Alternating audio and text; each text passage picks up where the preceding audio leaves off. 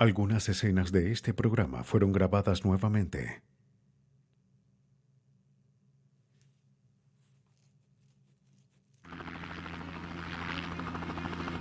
En la capital de Ohio, un campo se convierte en una tumba cuando el cuerpo de una mujer es encontrado.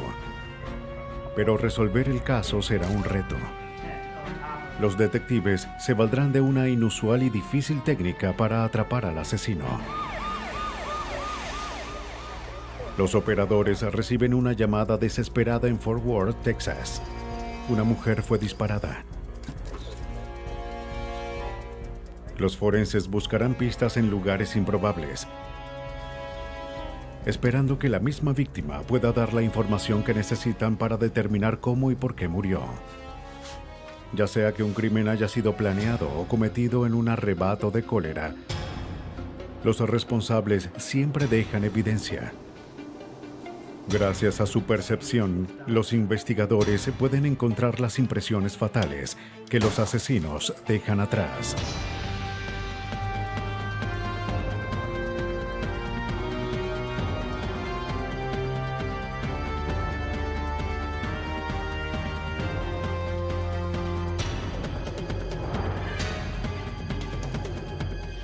Los nuevos detectives, casos estudiados por la ciencia forense.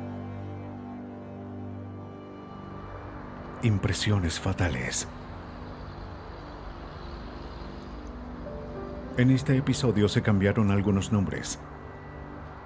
Columbus es la capital de Ohio. Es conocida por sus valores del Medio Oeste. Es una comunidad creciente donde el índice de crímenes violentos es mucho menor que otras ciudades grandes. Pero el 7 de noviembre del 2001, Richard Middleton hizo un terrible hallazgo. En un lote vacío, encontró el cuerpo desnudo de una mujer encima de unos arbustos. De inmediato llamó al 911. Bien, enviaré un oficial. La operadora mandó a un equipo de investigadores al lugar. Oficiales y técnicos forenses de Columbus acudieron al lugar al sur de la ciudad. Phil, ¿qué tenemos ahí? La víctima fue declarada muerta en la escena. Los investigadores acordonaron el área y buscaron evidencia. Esperaban revelar los hechos que llevaron a la muerte de la víctima. ¿Es la única marca? Cuando examinaron la escena, los investigadores notaron la posición de la víctima. Estaba arrodillada. La víctima estaba de espalda. Tenía un brazo encima de la cabeza y su ropa interior había sido bajada hasta sus tobillos. Pero la evidencia más alarmante fueron las marcas de ataduras encontradas en su cuello. Los técnicos sospechaban que fue estrangulada. Hallan varias prendas de vestir, incluyendo un zapato deportivo negro con blanco cerca del cuerpo. Aunque hallaron varios objetos, ninguno de ellos era una pista sólida. La policía recorrería un largo camino para atrapar al criminal. Ronald Jester fue el primer detective en la escena. Encontramos muy poca evidencia forense en la escena. No había un arma, nada que indicara con quién estuvo la víctima y dónde estuvo antes. No encontramos su identificación. No podíamos ubicarla en algún lugar específico. No había nada que nos diera una pista de dónde podíamos buscar al sospechoso. Los investigadores hablaron con vecinos en el área. Varios dijeron que oyeron gritos, pero que pensaron que eran niños jugando en el campo. Nosotros los llamamos. Pero nadie recordó haber visto u oído nada sospechoso. Los técnicos fotografiaron el lugar y el cuerpo. Bien, hay que examinar su mano derecha. Con cuidado tomaron muestras de sus manos. Esperaban que el material dejado en sus uñas pudiera ser una pista. El cuerpo de la víctima fue llevado a la oficina del forense del condado de Franklin. Allí se tomaron fotos más detalladas de las áreas con heridas en el cuerpo. El doctor Brad Lewis, forense del condado, realizó la autopsia.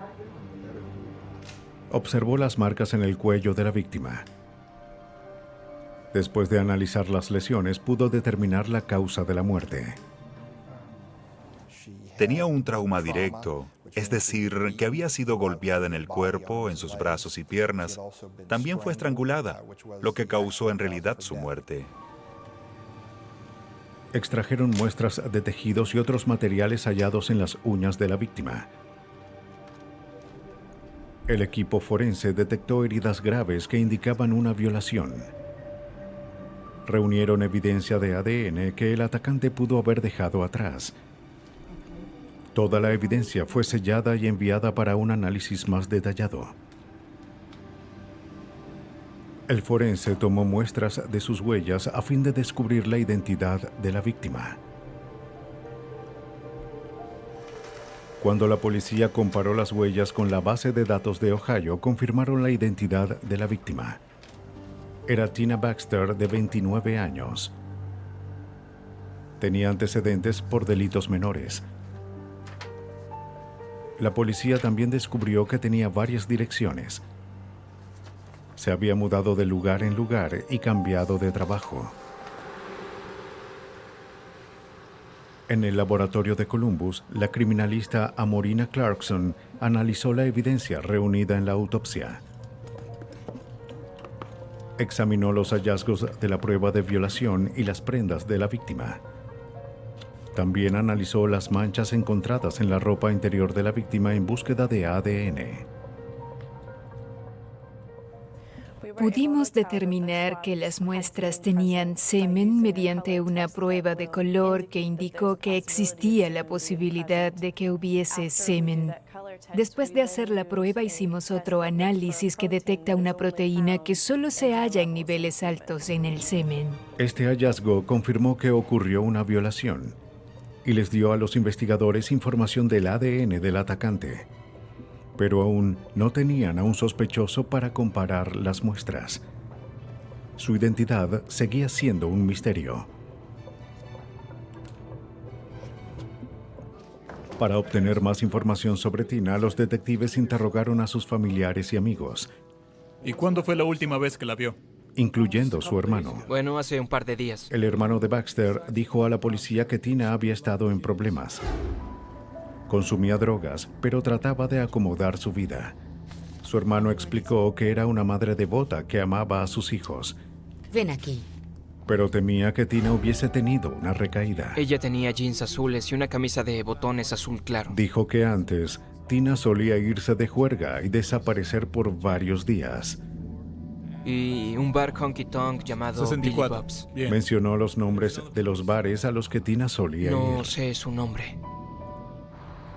Si Tina había tenido una recaída, no tuvo que ir lejos para satisfacer sus ansias.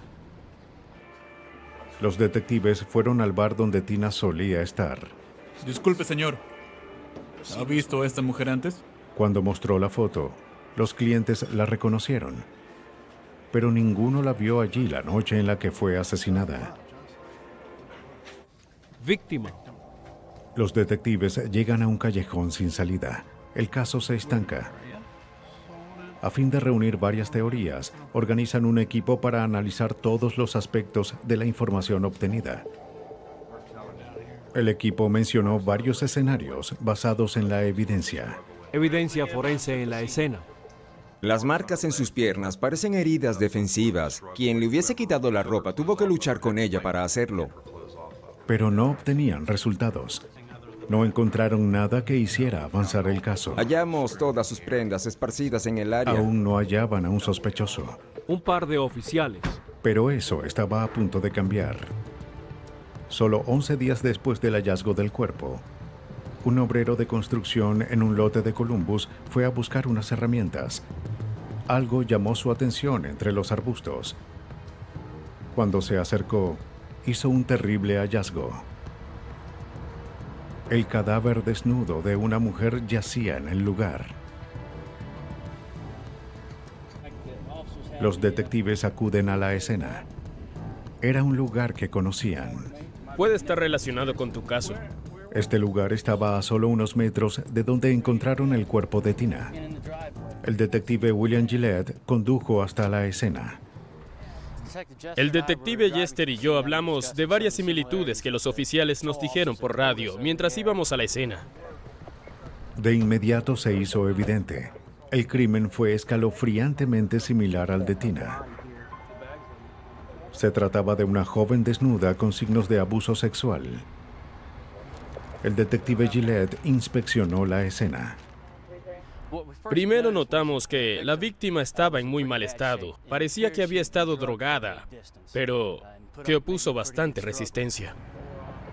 Una vez más, reúnen evidencia. Recogen lo que creían eran sus prendas, ropa interior y zapatos deportivos, que habían sido tirados cerca del cuerpo. Pero luego observaron algo inusual. Hay una lesión en su brazo, cerca de la muñeca, y también en el antebrazo. Estos parecen ser dedos. Sí. Observaron unas heridas diferentes en su brazo con la forma de una mano. Quiero que analicen esta área. Esperaban que esto pudiera ayudarlos a identificar al asesino. Vimos que en su brazo derecho habían varias lesiones y vimos unas marcas de dedos en su piel. Pensé que podríamos obtener huellas en esa área. Los técnicos tuvieron cuidado de no alterar el cuerpo. De acuerdo. Si podían obtener huellas, debían tener mucho cuidado para no dañarlas. Para preservar el cuerpo antes del análisis, los detectives no guardaron a la víctima. Debían mantener su temperatura a 21 grados para asegurar que las huellas pudieran ser extraídas. Él dijo que no tocó nada, luego fue a llamar a la policía. Si la temperatura bajaba, el polvo no se adheriría a la piel y sería imposible obtener la huella. Parecía que el primer asesinato no era un incidente aislado. Los investigadores se enfrentaban a dos crímenes y posiblemente a un asesino. Un asesino que aún seguía suelto. Ya habían encontrado a su segunda víctima. Debían detenerlo antes de que hubiera una tercera. En Columbus, Ohio, dos mujeres fueron halladas muertas con sus prendas esparcidas en lugares remotos al sur de la ciudad. Ambas estaban boca arriba. Los investigadores determinaron que la primera víctima, Tina Baxter, fue estrangulada y abusada sexualmente, pero no consiguieron el ADN del sospechoso. Y las circunstancias que involucraban a la segunda víctima eran escalofriantemente similares, pero con una diferencia. Hay una roca ensangrentada al lado de la víctima. Parecía que había muerto por un golpe en la cabeza y no por estrangulación. El detective William Gillette continuó examinando la segunda escena, que estaba a pocos metros de donde Tina Baxter fue hallada. Observó marcas visibles de neumáticos que se alejaban de la escena del crimen. Allí se podían ver unas huellas de neumáticos que parecían de una camioneta pick-up. Los técnicos fotografiaron y midieron las marcas. Pero debido a la condición del suelo, no pudieron tomar moldes de las huellas. En el laboratorio de Columbus se realizó la autopsia. Los investigadores utilizaron las técnicas más avanzadas para examinar el cuerpo. La víctima tenía una herida visible con la forma de una mano en su brazo. El forense Brad Lewis analizó las heridas y determinó que eran evidentes signos de lucha. Tenía múltiples heridas y contusiones en sus brazos, piernas y cuerpo. También sufrió un grave trauma directo en el cuello. Tomaron fotografías centrándose en la forma y ubicación de la herida. De haber otra evidencia conocida, hay que tomar en cuenta la posibilidad. Luego, los especialistas trataron de encontrar evidencia indetectable a simple vista. Es una fuente de luz alterna. Lo que haremos es buscar cabellos o fibras que el sospechoso haya dejado en el cuerpo. También cabellos o fibras que se pudieran haber adherido a ella en el auto. Con una fuente de luz alterna, buscan estas pistas indetectables. Pero este análisis no reveló nada significativo. Los técnicos luego realizaron un procedimiento complejo y raramente exitoso. Tratarían de extraer las huellas del mismo cuerpo. El agente especial Gary Wilgos supervisó el intento. La posibilidad de obtener huellas de la piel es mínima. Hay solo 75 u 80 casos documentados en el país donde se han extraído las huellas de un cuerpo. Para obtener estas huellas, los técnicos colocaron una carpa de plástico encima del cuerpo, con el fin de crear una cámara de gas improvisada. Luego calentaron un recipiente lleno de un pegamento conocido como cianoacrilato. Cuando el pegamento se calienta, emite vapores. 15 minutos. Los vapores del pegamento se adhieren al cuerpo y las posibles huellas. Lo que hacemos luego es usar un polvo magnético, un polvo especial para extraer huellas, y buscamos cualquier tipo de indicación en el cuerpo de que existan esas huellas. El polvo consiste en filamentos magnéticos que se adhieren al residuo del pegamento. Cualquier huella identificable se vuelve visible. Luego se coloca un gel en esas marcas que se solidifica después de unos minutos. Funciona como un gel. La sustancia luego es retirada de la piel, junto con cualquier huella existente. Las heridas en el brazo de la víctima no mostraron huellas, pero en su muslo derecho había otra posible pista: una huella de palma intacta. Sin embargo, la mayoría de las bases de datos no registra huellas de palma. Así que, aunque el asesino hubiese dejado esa marca, los investigadores aún no tenían nada para continuar. Los técnicos procedieron con el análisis. Tomaron huellas de los dedos de la víctima. La identificaron automáticamente. Su nombre era Kathy Henderson. Al igual que la primera víctima, tenía antecedentes y consumía drogas. Los detectives informaron a sus familiares. Señor, lamento informarle que esta tarde encontramos a su hija y fue víctima de un homicidio. Díganme exactamente lo que ocurrió esa noche. Interrogaron a la compañera de Kathy y a un amigo. Condujimos por un rato y ella se aburrió, así El que amigo quiso... recordó que durante la noche en la que desapareció Henderson, los tres habían estado manejando sin rumbo. Como estaba aburrida, Cerca de la medianoche, él dejó a su compañera en el centro de Columbus. Kathy también quiso bajarse, pero le pidió que la esperara. Dijo que sospechaba que trataría de comprar drogas. ella quería regresar al bar, creo que quería... Él la esperó, pero ella nunca regresó. Bien, excelente, gracias. Ten mi tarjeta. Se impacientó y regresó a casa. Por favor, llámenme si recuerdan algo más. Esa fue la última vez que la vio con vida. El homicidio de Kathy Henderson fue publicado en la primera página de los diarios. La policía sabía que esto atemorizaría a la comunidad, pero esperaban que pudiera ayudarlos a obtener más pistas. Poco después, apareció un testigo. Bill, él es el señor Dooley. Señor Dooley, ¿cómo está? Dijo que vio una camioneta oscura en horas de la madrugada en el sitio en construcción donde fue hallado el cuerpo de Henderson. Sí, yo suelo conducir hacia el centro y... Cuando pasó por allí, vio el auto. Las luces estaban encendidas, pero no vio a nadie adentro. ¿Describiría el vehículo? Dijo que no lo recordaba hasta que leyó los artículos sobre los asesinatos. Quizás pueda indicarnos dónde vio el auto. Luego mostró a los investigadores el lugar exacto donde estaba el auto. Al lado del lugar en construcción. No lo había visto antes. Los detectives fueron al área donde fue visto el vehículo e interrogaron a los trabajadores del lugar. ¿Por qué un vehículo estaría aquí un domingo? Los trabajadores confirmaron que era inusual que un auto estuviese allí un domingo.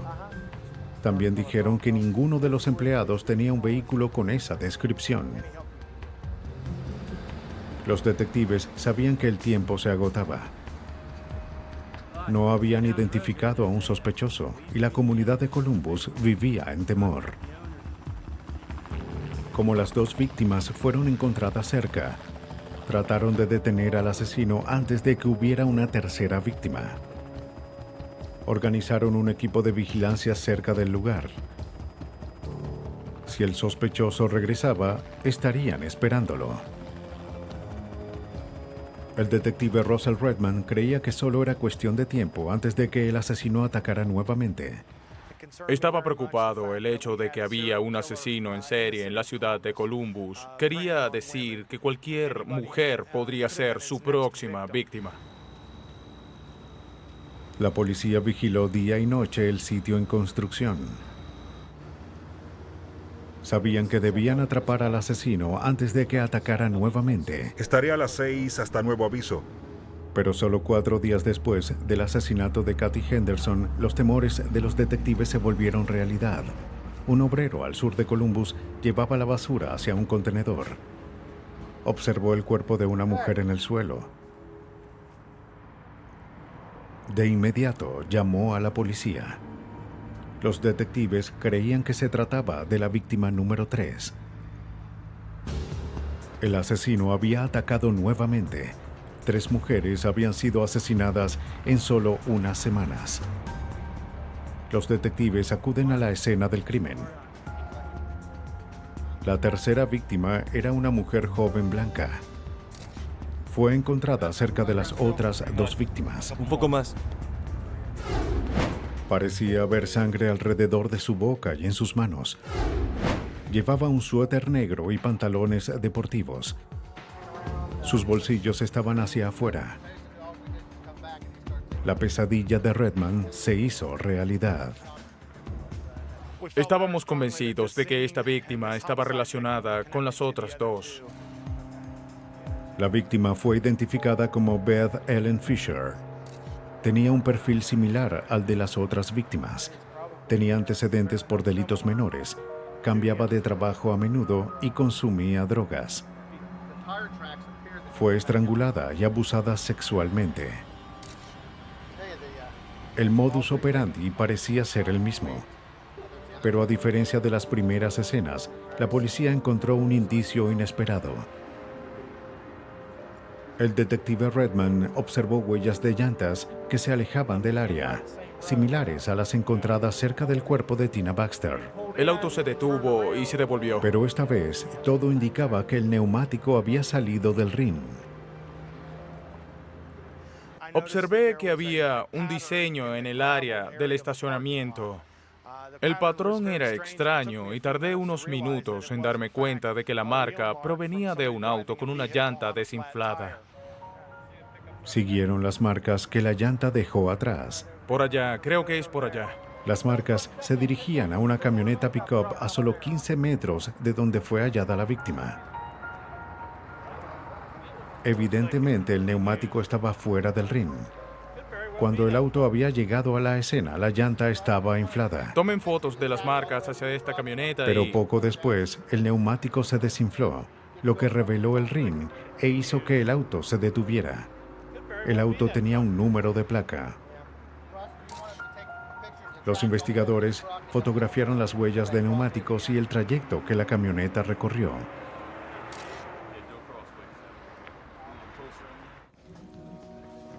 El dueño de la camioneta era un hombre de la localidad que manejaba un negocio de poda de árboles. El hombre fue llevado a la estación. Declaró que no sabía dónde estaba su camioneta. Se la presté a uno de mis empleados. Los detectives le dijeron que había sido abandonada cerca de la escena de un crimen. Contestó que se la había prestado a un Christian Fuhr. Fuhr necesitaba la camioneta porque su auto había sido incautado. El dueño dio permiso para que registraran el vehículo. El cajón debe estar lleno de arbustos.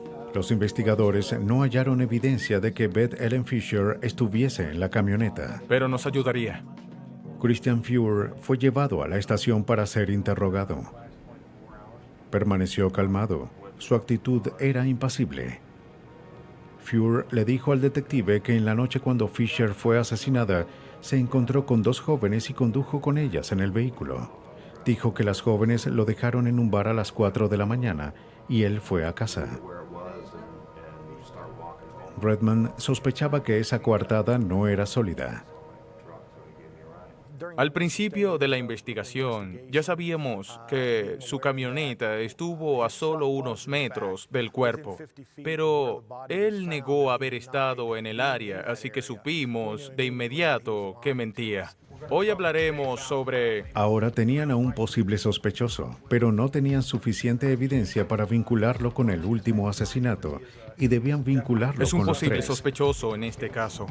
Mientras los detectives vigilaban al sospechoso las 24 horas, equipos forenses examinaron el área cerca de la escena en búsqueda de cualquier evidencia que vinculase a Fuhr con los asesinatos, pero no encontraron nada. Pero luego obtienen un indicio. Una mujer decide declarar.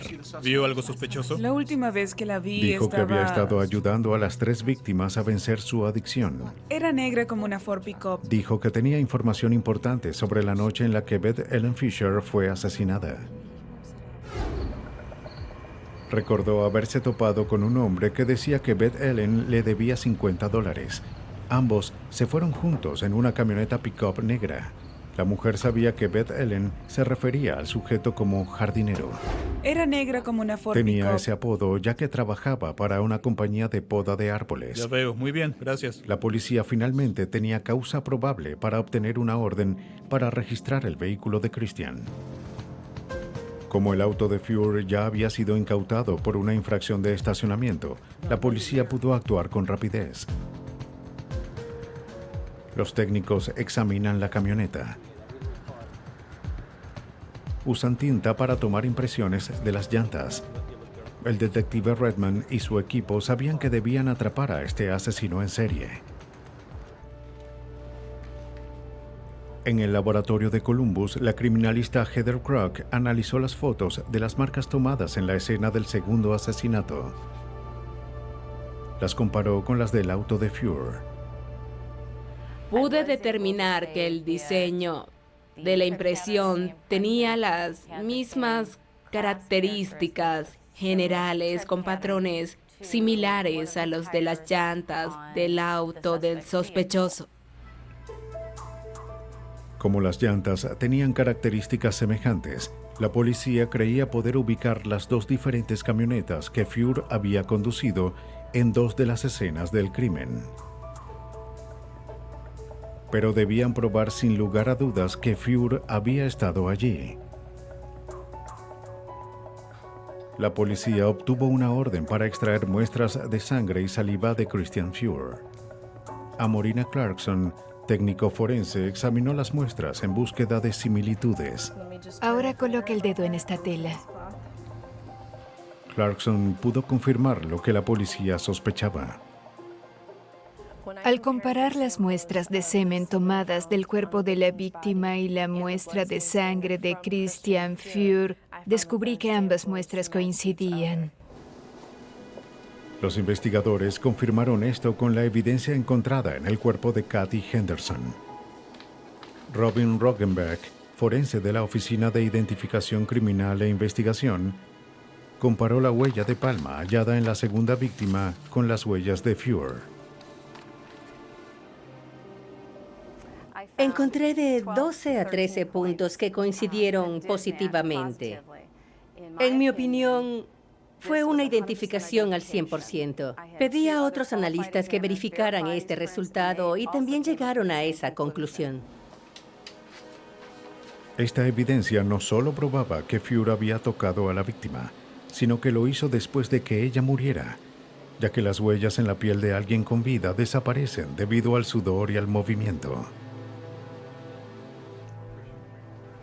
Con estos hallazgos, los detectives deciden interrogar nuevamente a Fuhr. Christian, queremos hablarle sobre las 3 mujeres que fueron asesinadas al sur de Columbus. Le mostraron los detalles de lo que habían descubierto, pero se negó a hablar. Marcas de las llantas de su auto. Aún sin una confesión, la evidencia era abrumadora. Lo siento, no tengo otra opción. Debo arrestarlo por el asesinato de... El 28 de noviembre de 2001, la policía arrestó a Christian Fuhr por 3 cargos de asesinato. Con la evidencia forense, los investigadores reconstruyeron lo que sucedió la noche del asesinato de Kathy Henderson. Ven aquí. Fuhr probablemente hizo que Kathy fuese en su camioneta al ofrecerle drogas. Luego fue hasta el sitio en construcción. Esto es por no escucharme. Luego se volvió agresivo. La resistencia de ella aumentó su ira. Fuera de control, tomó una roca y la golpeó hasta matarla. Para evitar la pena de muerte, Christian Fuhr se declaró culpable por los 3 asesinatos. Fue sentenciado a 3 cadenas perpetuas consecutivas sin posibilidad de libertad condicional. Hay asesinos que atacan a desconocidos para ocultar su identidad con facilidad. Pero otros atacan a quienes conocen, dejando rastros más difíciles de ocultar. Fort Worth, Texas, es conocida como la ciudad donde empieza el oeste. Con una enorme herencia vaquera, en esta ciudad hay 3 armas por cada persona, pero pocos ciudadanos creen que éstas se usarán para cometer un crimen. Fort Worth 911, operadora L. ¿Cuál es su emergencia? Pero en la noche del 14 de marzo de 1995, la violencia estuvo presente en la ciudad. Una operadora del 911 recibió una desesperada llamada. La persona se identificó como Warren Horinek, un ex oficial de policía. Explicó que su esposa se había disparado y necesitaba una ambulancia. La policía de Fort Worth acudió de inmediato. Se disparó. Cuando los paramédicos llegaron, Warren Horinek estaba en la puerta. Tenía sangre en la camisa. Su esposa Bonnie yacía en la cama. Los paramédicos vieron lo que parecía una herida de bala en su pecho. Trataron de ver si tenía pulso o alguna señal de vida. Pero era muy tarde. Bonnie Horinek estaba muerta. Técnicos e investigadores llegaron a la escena y buscaron evidencia. Al revisar la habitación encontraron 2 armas, una escopeta y un revólver calibre .38. El detective J.D. Roberts de la policía de Fort Worth dirigió la investigación. Lo que necesiten hacer, ya terminamos con la escena. Analizó el trayecto de la bala. El proyectil atravesó su cuerpo por completo, así como el colchón, los resortes, y dañó la alfombra debajo de la cama. La trayectoria de la bala indicaba que había atravesado a la víctima mientras que estaba acostada. No se hallaron fragmentos de bala en la habitación. Los detectives observaron que una funda de almohada estaba envuelta alrededor del cuello de Bonnie. Pero no había señales de lucha en el lugar. La policía examinó puertas y ventanas en búsqueda de signos de entrada forzada. Pero no había nada fuera de lo común. Nadie había entrado a la fuerza. En Fort Worth, Texas, Bonnie Horinek recibió un disparo mortal en su habitación. No había evidencia de entrada forzada y los detectives sospechaban que fue un suicidio.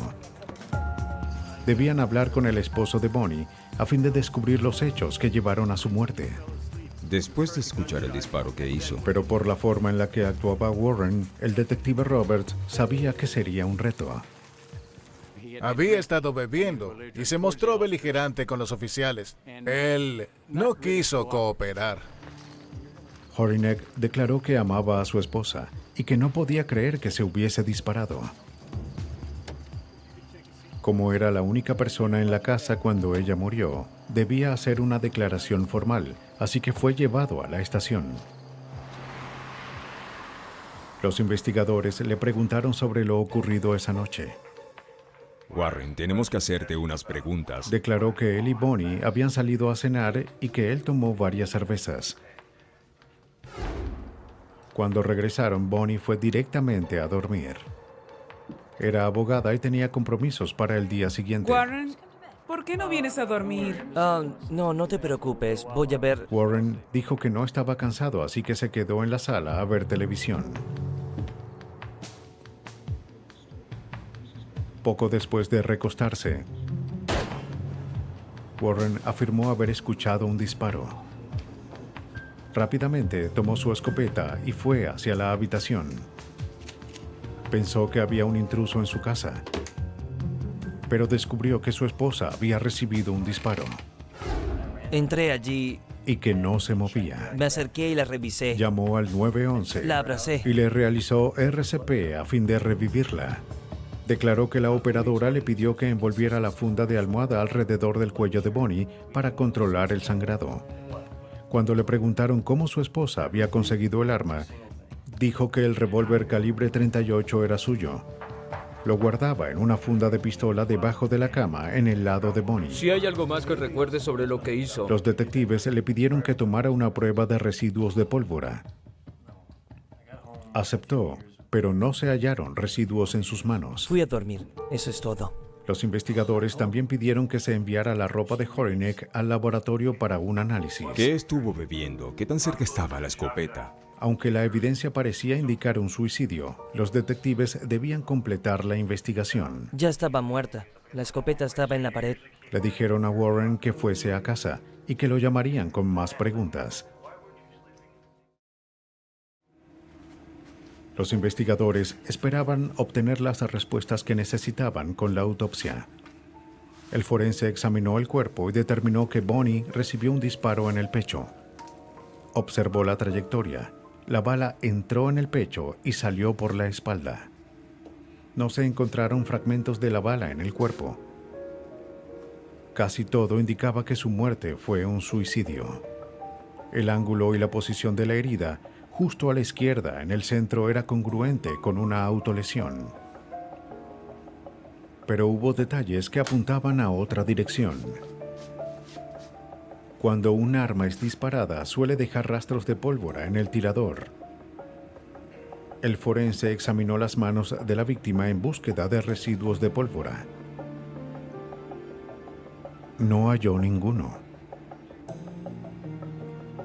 Como no pudo determinar si la muerte fue un suicidio o un homicidio, declaró la muerte de Bonnie Horinek como indeterminada.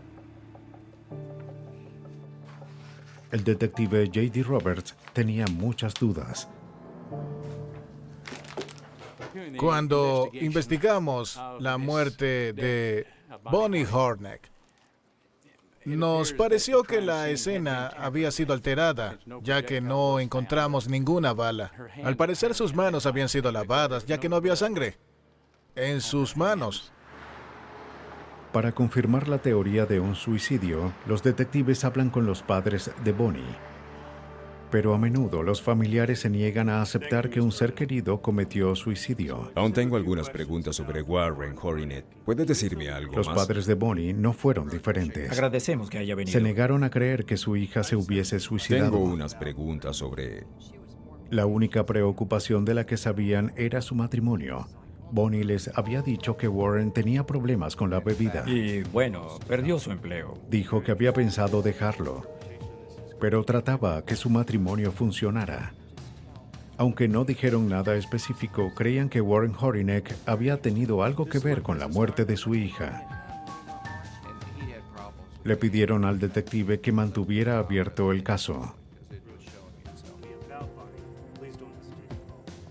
Pero sin mucho para continuar y sin pruebas sólidas de homicidio, los detectives llegan a un callejón sin salida. La evidencia que tenían dividió a los investigadores. Examinaron el arma, pero no se podían dejar huellas en la superficie de la empuñadura, así que no hallaron ninguna. El detective Jim Vernon, quien fue asignado al caso, creía que todo indicaba un suicidio. Bueno, la camisa de la que hablamos, el que no se hallaran residuos en las manos de las víctimas, no quería decir nada, ya que no todas las armas emiten residuos al ser disparadas. Los investigadores debían determinar cuánto residuo solía dejar esa arma.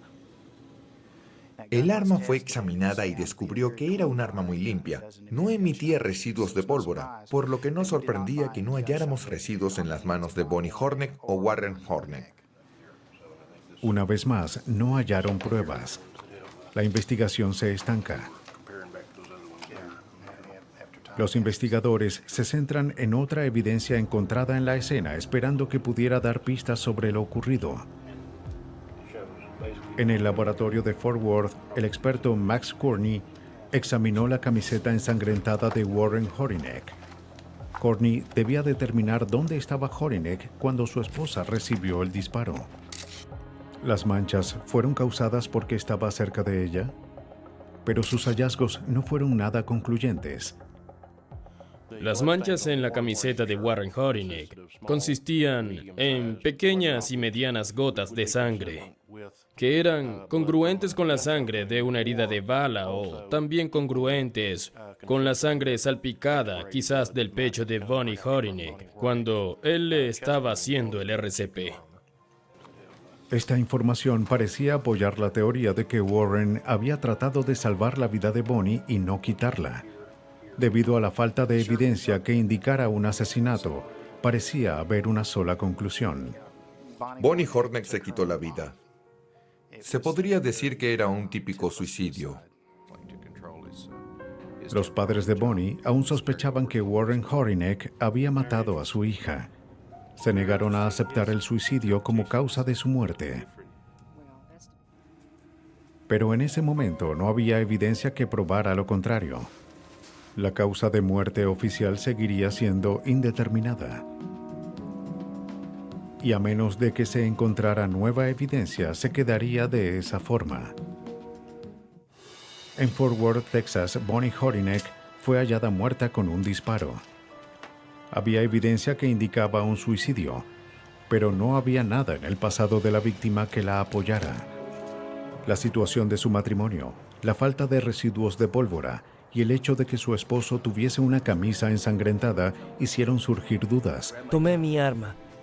El forense no podía determinar si las heridas eran de suicidio o de homicidio. Como el primer análisis forense no fue concluyente, el fiscal sabía que sería imposible lograr una acusación. Los padres de Bonnie se negaron a creer que su hija se hubiese suicidado. Frustrados, buscan la ayuda del abogado privado Mike Ware para ayudar en el caso. Conocí a Bonnie. Estaba muy convencido de que no era un suicidio. Y si no era un suicidio, la única conclusión lógica es que era un homicidio. Ware analizó los registros de Warren Horinek como oficial de policía, centrándose en su vida personal. Lo que halló fue alarmante. Mientras estaba en la fuerza, empezó a tener problemas con la bebida y de indisciplina. Y descubrió algo mucho más perturbador. Bonnie, ¿qué sucede? En varias ocasiones disparó su arma en casa. Esta vez es diferente. Amenazó con suicidarse. Durante uno de sus arrebatos, Bonnie llamó a la policía para que trataran de calmarlo. Pero Horinek estaba fuera de control. Lo único que quiero es que dejes de beber. Fue detenido y se le ordenó que recibiera una evaluación psiquiátrica. Bonnie, ¿por qué? Cuando indagaba más y más en el caso, fue muy obvio para mí que él encajaba en un patrón y que su relación encajaba en un patrón en el que él podía ser capaz de hacer algo como esto. Ware sabía que ni el problema con la bebida de Warren ni su conducta violenta probaban que era un asesino, pero creía que la falta de residuos de pólvora en sus manos era incriminatorio. Es que, si pensamos con lógica, es algo muy fácil de quitar. Es un oficial, un ex oficial. Lo sabe. Y es obvio que, si él apretó el gatillo, podía limpiar cualquier residuo de pólvora. Si hubiese sido un suicidio, obviamente no habría tenido por qué hacerlo. Pero nada indicaba que Bonnie se suicidaría. De hecho, tenía planeado un viaje de negocios para el día después de su muerte. Pues sí, necesito que... La familia recurrió al Dr. Cathal Grant, un reconocido forense de Bedford, Texas, especialista en realizar autopsias psicológicas a personas que han cometido suicidio. El Dr. Grant interrogó a familiares, amigos y compañeros de Bonnie y oyó declaraciones congruentes sobre lo alegre que era. Nada indicaba que ella pensaba suicidarse. Incluso tenía mensajes de galletas de la fortuna en su bolso. El Dr. Grant concluyó que eso no encajaba en el perfil de una mujer que se disparó en el pecho con un revólver calibre .38. Según lo que pude ver, parecía improbable, o muy improbable, que ella fuese el tipo de persona que se suicidara. Para analizar la evidencia física, el abogado Ware pidió la ayuda del Dr. Tom Bevel, un renombrado forense experto en el análisis de salpicaduras. Bevel procedió a determinar si la sangre encontrada en la camiseta de Horinek fue producto de un disparo o por sangre expulsada por la boca o la nariz durante un RCP. El patrón de la salpicadura en este caso sería diferente al de un disparo. En el laboratorio, Bevel recreó un patrón de salpicaduras de un disparo a corta distancia. Colocó una camiseta similar a la de Horinek cerca de una esponja llena de sangre. Luego disparó un arma similar a la encontrada en la escena del crimen. La acción produjo un patrón de salpicadura de sangre en la camiseta. Luego la examinó y observó las características de las gotas. No eran congruentes con salpicaduras expectorantes. La sangre expectorada tiene un color más claro. Como el aire la obliga a salir, tiene burbujas. Cuando la policía observara las manchas de sangre, vería marcas de burbujas, ya que habrían explotado. Las gotas de sangre expectoradas tienden a tener un tamaño irregular. Bevel también examinó la camiseta que Warren llevó esa noche. Las manchas que observé en este caso no tenían un color más claro, no eran marcas de burbujas. La mayoría tenía un tamaño uniforme. Bevel contó más de 100 salpicaduras a alta velocidad. La mayoría menor a 1/10 de milímetro, el tamaño de una semilla de amapola. Bevel creía que la existencia de estas salpicaduras indicaba que Warren Horinek estuvo muy cerca de su esposa cuando recibió el disparo. Cuando examiné la camiseta que llevó el señor Horinek, pude hallar una gran cantidad de manchas de sangre tipo rocío. Son manchas congruentes y que se espera encontrar cuando ocurre una salpicadura a alta velocidad. El patrón de salpicadura de la prueba con el arma coincidió con el patrón hallado en la camiseta de Horinek. No era sangre expectorada. Esta evidencia significaba solo una cosa. El Dr. Bevel creía que Warren Horinek apretó el gatillo y mató a su esposa. El abogado Mike Ware presentó esta nueva evidencia forense ante el gran jurado. Tiene derecho a permanecer callado. Cualquier cosa que diga será usado. El gran jurado decidió acusar a Warren Horinek. En marzo de 1996, un año después de la muerte de su esposa, Horinek fue arrestado y acusado de homicidio. Gracias a la evidencia, los investigadores pudieron reconstruir los hechos que llevaron al crimen. ¿Tiene algún arma u objeto filoso consigo? Concluyeron que Warren Horinek había bebido demasiado. Creen que él y Bonnie discutieron sobre su viaje de negocios. Luego, ella fue a acostarse, pero Warren se enfureció más. Esperó en otro lugar de la casa hasta que se durmiera. Uno de sus incontrolables arrebatos fue demasiado lejos. Warren Horinek mató a su propia esposa. Si vemos su historia, su patrón en aumento de abuso doméstico, si lo vemos en retrospectiva, es claro a dónde se dirigía. En agosto de 1996, después de un largo juicio de una semana, Warren Horinek fue hallado culpable de homicidio. Fue sentenciado a 30 años en prisión.